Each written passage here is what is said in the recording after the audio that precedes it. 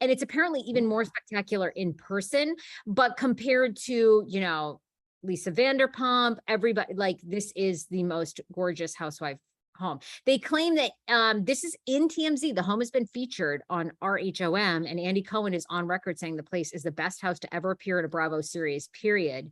Bravo series. Right. So that includes, yeah, all the housewives and even the $1 million listing shows.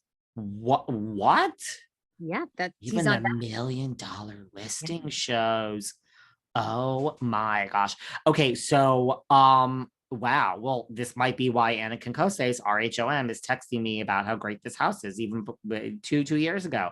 Wow. I mean, it looked great, right? I mean, that's crazy. So I think that helps Nicole stay on the show, and now she's got a new house. And I mean, she's not going anywhere. RHOM was so good. Season 4. It was so good, guys.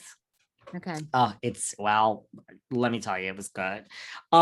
Before we, let's see, how long, 20, 30, we probably have time for like one more thing. All right, where you want to go?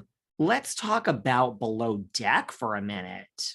Austen Kroll. Oh my God. And this whole thing, this story is good because she blew up PR for Bravo, the whole work. She put it all out there. Do you know her, by the way? I used to watch Below Deck. I've kind of fallen off. Rachel Hargrove, she's the chef. She's never been on my show. It's funny. I told my team when this happened, see if you can get Rachel. Let's see what we can do. I would have a little chitty chat with Rachel.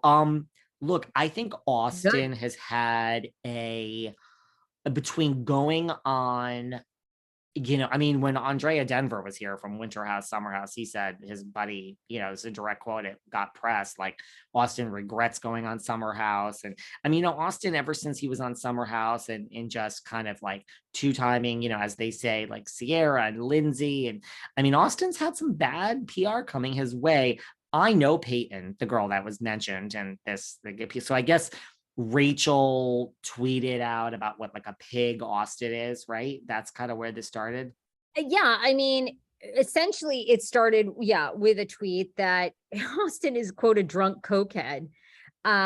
She also accuses him and Shep of exhibiting bullying behavior at one of Bravo's upfront presentations.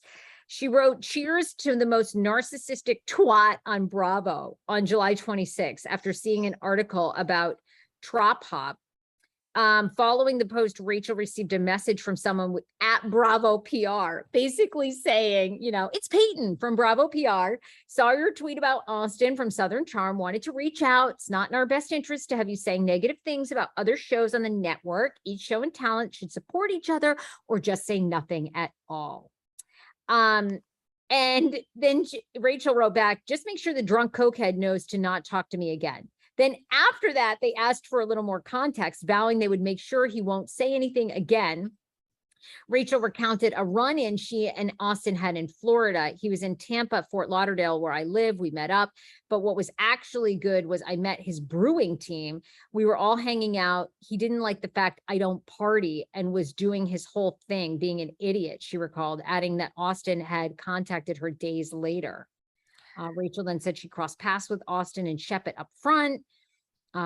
Even when him and Shep threw my bag on the floor and while waiting to go to a dress rehearsal, she shared. So anyway, PR goes on to say, "We're so sorry to hear that. Could you take down the tweet?" And then she basically blows him up and posts everything on Instagram, including the PR from Bravo.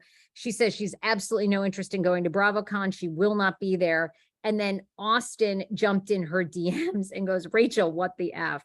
To which I don't think she responded, but she published those too. Listen, a couple of things here. Well, first of all, I mean, she says, because I don't party. I mean, we've seen her drink on the show. So I imagine her reference to cokehead and partying, she's not referring to the fact that she doesn't drink, just for whatever that's worth. Yeah.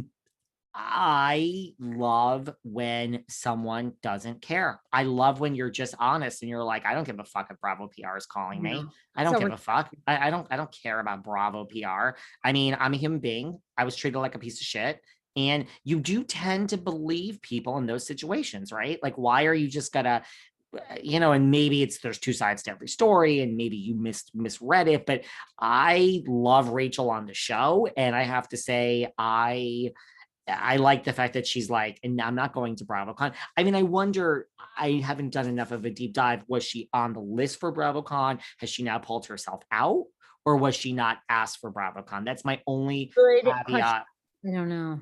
It's great that you can say you're not going, sweetheart. We all know how to spin a PR angle. Were you asked? Captain Sandy was there last time. Kate Chastain was there. Mr. Lee. I don't know if she was asked, but if she was asked and she pulled herself out, I mean, to me, no pun intended, bravo. Like I love I'm a human and I'm not going to be treated like this. And of course, PR puts it in like, and we'll address this. And I mean, at least they're smart enough to know not to put too much in an email, apparently, because anything you email to Rachel will now be put out there for the whole world to hear. So that is that. We have time for like another. So, I mean, look, does this shock me about Austen? No, does it? No, does it? No, does it? No, right? It doesn't shock me at all. Oh gosh, let's do something quick. Okay, we'll quickly do New Jersey since I cover it so detailed on the Patreon with Kim. Recently, like a week or two ago, it came out, Margaret is now saying, like, listen, I talk about this on my Patreon with Kim all the time on the weekends with Kim D. I mean, what? I don't know. No, I haven't called Margaret because I don't really like to find too much out because that it's like, now I can't keep certain things to myself. But like where Margaret's like, Teresa's the hardest working person ever and she's nice to producers. I mean, I just go back to like, listen, I love you, Margaret, but you did say on my podcast right here a few months ago that Teresa said something that was this is out there. It's a quote. You can listen to the episode that she said something so egregious at the reunion that she doesn't know if she could ever come back from it.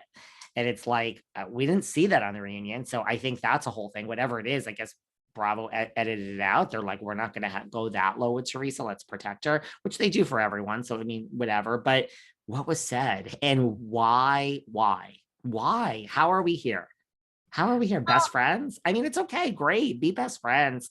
I don't want to be the troll. To go to the wedding because the wedding will be so covered by Bravo. Do you think she just wants to be there, be seen, be controversial? Or do you think she wants to go? Because I mean, no, I really think Margaret stands on ceremony. If she really felt, no, I don't think she would care about going. That's just my opinion. I don't want to speak for her. I think she would just be like, I mean, I think she has to go. I think if it's like a Bravo thing and, but I mean, granted, I also wonder if the wedding is going to be shown on Teresa's spinoff, which I imagine it is and not on Bravo. I imagine the girls might be getting paid maybe to be there, the cast, something.